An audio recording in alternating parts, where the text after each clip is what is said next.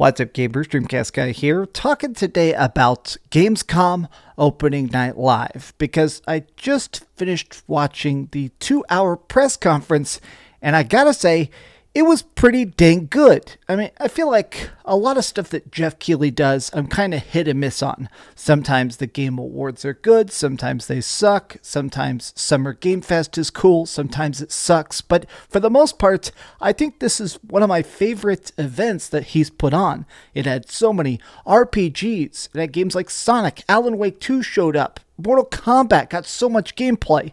So let's go through the goods and the bads and some of my minor gripes. Are you ready? Here we go. Be sure to like this video and subscribe if you haven't already.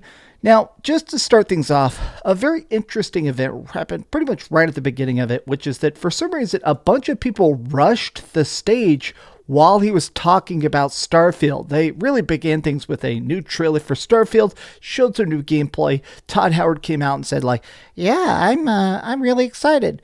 Pretty cool. I mean, I'm still not super won over. Starfield comes out relatively soon. I am going to play it. I am going to review it. But this was such a weird thing to do. These guys rushed the stage and started screaming into the mic, "We want GTA 6, we want GTA 6. These guys, obviously just freaking goofballs. They're in-person trolls. I felt bad for Jeff Keighley because honestly, this was his best show yet. Clearly the man cares and worked very hard on it. And some people had to just say, Bill Clinton wants Grand Theft Auto. Okay, whatever, some goofballs. Next up though, I gotta say, one of the games that I think impressed me the most was Alan Wake 2. This was the closeout, the very end of the presentation, and honestly, I very much love horror. This seems so meta. We're playing as Alan Wake after he's been trapped in the dark place for 13 years. He's been a literal victim of his own imagination for almost a decade and a half. Not only is it very visually appealing, I just think it's an interesting idea of the exploration of a horror writer who is trapped in his own novels being played by gamers that are sort of trying to rescue him. I have a feeling this is going to get very meta because this is the director of the game actually in the game. I think something extra weird is going to happen with this, and personally, I'm super ready for it. I also like the fact that the stop is just labeled stop. Next up, holy heck, I gotta say, one of the biggest surprises was Phantom Liberty. Cyberpunk 27 Phantom Liberty is a 2.0 update. Now, here's the crazy thing. This is a big free update. You're going to have to play if you pay for the DLC if you want the new story missions, but this is going to have a total overhaul of the gameplay, new skill trees, hundreds of new items. Cyberware has been entirely redesigned, which is like a lot of the way you customize your character. They showed insane stuff like using swords to deflect bullets. There's now car combat. Police are completely revamped. I mean, this is just absolutely insane. I mean, really, this is a new game. A lot of people already liked Cyberpunk 2077, but now I feel like it's going to be the dream project that they originally intended. This comes out just in a couple weeks. I am so freaking excited to review this. I have a master file where I already max leveled, max cred, maxed my character out to a heavy degree on Xbox Series X. I kind of want to replay it because I also have it on PlayStation 5. Kind of want to do a fresh playthrough on PS5 to be ready for this because, man, Phantom Liberty looks to be absolutely bonkers, and I saw people all over Twitter are just losing their minds for it, myself included. Now, we have two quick updates about Sonic games here, both of which look actually kind of spectacular. Sonic Superstars is really cool to me. Classic Sonic, the old 2D games, I always was less into those. My favorite Sonic of all time is obviously Sonic Adventure back on the Dreamcast. Sonic Adventure 1 and 2 were just so freaking spectacular, but I did appreciate some of the 2D games here and there, especially Sonic Mania. So the fact that they're purposely doing a big budget 2D colorful crazy side scroller, this seems awesome. It's also going to have 4-player multiplayer. I'm definitely super excited for this coming later in the year, but here's the other part of it that kind of just shocked me because I'll be honest, I didn't know about this. All the updates, all the DLC that's been coming to Sonic Frontiers is free. They've been doing a bunch of these. This is the third and final free update. It looks like they're adding in new bosses, new techniques. They said there's going to be new playable characters. It's kind of cool that this is just something they're throwing out there for the fans because I guess it just sold so well. Love that. Next up, what do we got here? Okay, one of the parts that I feel like people are kind of the most mixed on is that they did this very long, very slow demo for Call of Duty Modern Warfare 3. Now, I'll show you some screenshots of it, but a lot of people were basically just saying that this didn't seem to be as flashy as it probably should have been. I mean, they kept saying the main idea is this new sort of concept called open combat, where you get a chance to go through a mission, but you can choose to go in guns blazing with heavy weapons and armor plates in, or you could be sneaky and snipe some people. The problem is that showing the stealth version of this mission was incredibly basic. It was popping a couple targets, the same exact, oh man, we're sneaking into a base on a rainy night that we've seen a million different times. They did talk in detail saying the new Call of Duty is going to have 16 remastered maps from old school Modern Warfare, which people loved a bunch back in the early 2000s. I'm still kind of hopeful, but, Call of Duty is so weird because even if you are a lover of this franchise, the games are hit and miss. You get a good game and then a bad game, a cool campaign and then crappy multiplayer, then good multiplayer and a crappy campaign. The idea of getting a total package from Activision these days seems to be borderline impossible. But next up, we have this game that I actually want to show you a little bit of a trailer of. Now, I'm only going to show a bit here because honestly, I don't want to get copyright claimed, but this is called Black Myth Wukong. We've been hearing about this for a bit. It's essentially like based on the legend of Son Goku. It's like a very famous Chinese legend, but this combat to me looks really good. Some people are saying that this seems to look like a Sekiro with not enough punch. I'm a big fan of Dark Souls style games, so I think this looks good, but I have seen a lot of people saying that they feel like this looks like it kind of lacks impact. It doesn't seem to have that actual oomph, that connection that makes Sekiro or Dark Souls actually work.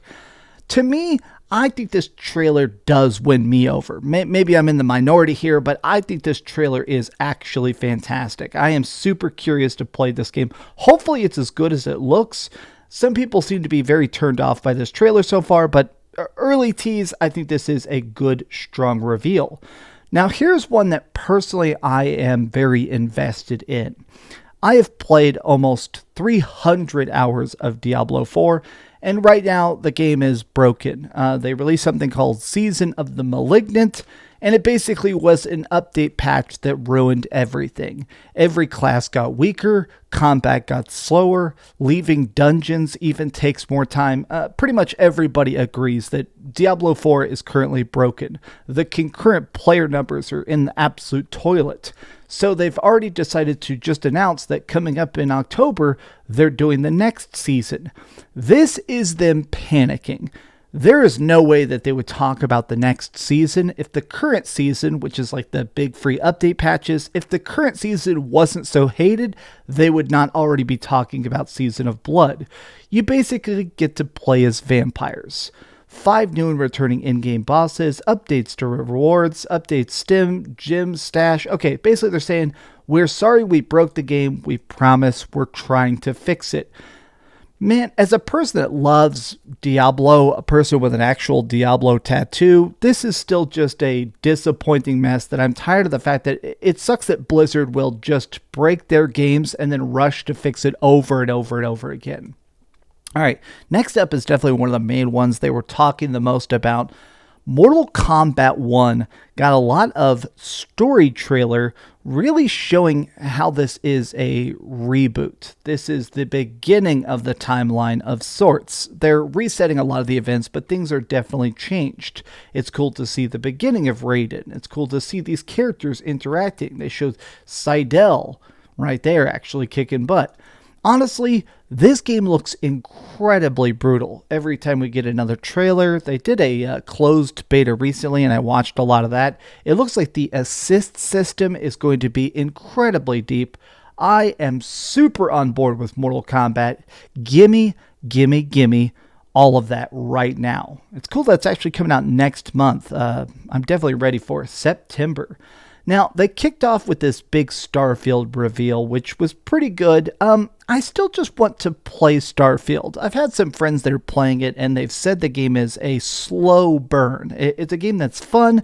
You can explore any planet. You can become a space pirate or try and help people or be a hero. They showed a new live-action trailer. I just want to play Starfield. I feel like, for whatever reason, it's just not wowing me the way that other Bethesda trailers have, like Fallout 4 or Skyrim. But you know what? I'm totally ready to be wrong. Give me the game. Next up, the Crew Motorfest. This game actually kind of looks kind of cool to me. It's a big racing game that has kind of this synthwave aesthetic. Tons and tons of cars. We're racing on what looks like a nice tropical island. And they said it's going to have a 5-hour free trial. So when it comes out, that opening weekend of it, you can play it and hopefully get hooked. Personally, I'm actually pretty excited for this. I feel like the older I get, the more I kind of appreciate a good car game. I don't know, something about it is just so zen to race. Now, speaking of zen, I do want to voice my major complaint I've had with opening night live before we go into these last couple games. They still did a little bit of the Hollywood stuff. They brought in Zack Snyder to reveal some new movie trailer for his new next Netflix film, Huzzah. There was also a lot of anime games back to back, like Honkai Star Rail. There's, what was it? Zenless Zone Zero. I mean, there's just so many anime games back to back that they all blur together. And I'm not even trying to be a hater. I just think a lot of them, like, that art style is cool, I guess. But I feel like the character models, it has to be a really, really good anime game to actually get its hooks in me. And Hollywood stuff, I'm never going to care about that. Okay, next up here, Last Epoch. I've had a chance to play this. This has been in early access for quite a while. It's basically trying to be the real Diablo 4. And they've announced it's getting a new class coming up called the Rune Master. Not everybody is down for games with gigantic skill trees and a constantly evolving meta, but if you are into ARPGs, Last Epoch seems kind of freaking awesome. I've only played a bit of it, but I'm definitely going to go back and go even deeper. Okay, so speaking on the topic of Dark Souls, they gave us another tease for Lords of the Fallen, and it felt like the trailer was almost a response to Elden Ring. It felt like they were trying to show off the fact that this is going to be a game with slow combat and dodge rolls and heavy combat, blows and combos and stuff like that, but it's not trying to become Elden Ring. It's not trying to become Dark Souls. It is just doing its own thing. Lords of the Fallen was one of the games they advertised the most being here, and while we didn't get the longest deep dive, it was just some little glances at the game itself. I do think that Lords of the Fallen is going to be one of those games that as we get closer to the launch, people are going to begin to notice how it's a standout. Okay, next up, here's another game that I hope is good. It's going to be a looter shooter. It's called The First Descendants. It looks like it's super duper far future. It's like humans fighting ultra aliens. Typical amount of game. Well, and there goes. I just lost the slide. Okay, well, anyways, it's a game that... can I press forward on this? Boom. Okay, good. Wow, look at me being a... well, okay, it doesn't work. Anyways, First Descendant is a game that has a lot of looter shooter mechanics. You're going to kill people. They're going to drop guns. I think I'm excited for The First Descendant. My one concern is the fact that it is just going to be a game that is online only. It is focused on multiplayer. It's probably not going to have much of a story, and I don't know. Borderlands works because it is a looter shooter, but it's a looter shooter that gives you a chance to enjoy the universe and the lore and the art. I'm hoping something about The First Descendants does grip me, but I'm not sure it's going to be the hit they're trying to make it into. Okay, last two games here. Crimson Desert. Now, this one completely confused me, but in a positive way. This trailer starts off with him like getting in air balloons, flying, using magic to transform himself. What in the world is this game? It looks like 18 different genres of game all together. I legitimately cannot tell what this game is going to be. He's collecting bounties. He's single-handedly taking on like weird inventions. Crimson Desert, it just seems to be like one of those games that is just 8 billion different genres. I mean, this is kind of what I think a lot of us assume that Assassin's Creed would turn into, which is a game that just gets bigger and bigger and bigger as the franchise went on. This looks like what I hoped Assassin's Creed would evolve into, and I am super on board for it. Crimson Desert has got to be the #1 game that I didn't know about when I started watching this, and then I'm definitely ready for it now that I've seen it. Now, the last game is a tinier one, but one I'm definitely interested in. I've beaten the heck out of Little Nightmares 1 and 2. They revealed that they're doing a Little Nightmares 3, and it's even more messed up than the other games, surprisingly somehow. Either way, I gotta say, I'm going to give this presentation a 9. Maybe even like a 9.25. I mean, I feel like it had a little bit of pacing issues in the middle, but other than that, like 10 minutes of kind of downtime, this was a huge Keighley W. But what did you guys think? What were your favorite games? I kind of wanted to just broach the ones that grabbed my eyes the most because this was a good time and it was a fun watch overall, other than a little bit of the bloat. Thanks for watching. If you could like this video and subscribe if you haven't already, and please keep dreaming. Thanks so much for watching that video. If you want to see something else, you can always click this link to see what I put up last, or, subscribe and see what's coming up next. Also, I promise that whatever I do, it'll try not to suck.